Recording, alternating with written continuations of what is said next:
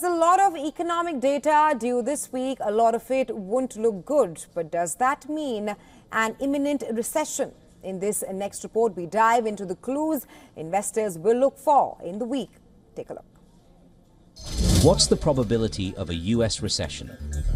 Those bets have seesawed in line with market moves this year.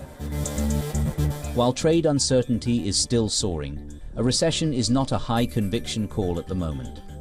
Even if media reports turn out to be true and China and the US roll back, some of the tariffs on each other, the trade rates will still look uneconomical.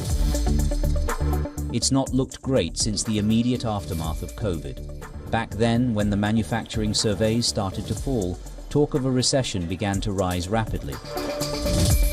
Yet the economy powered on regardless. It was a reminder that manufacturing isn't the dominant economic force in the US that it once was. Consumers powered the economy post-COVID. But with savings and confidence down and delinquencies up, the consumer is not positioned to absorb the costs of supply chain disruption this time around. In Asia, investors will track what the Bank of Japan does, and more importantly, the tone of the central bank will dictate yen moves.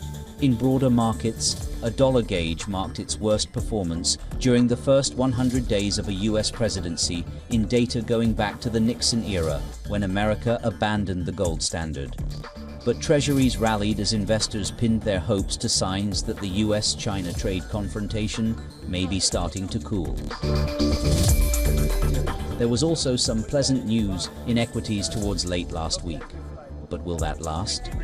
Much will depend on the course of US-China policies. Business Bureau, WION World is one.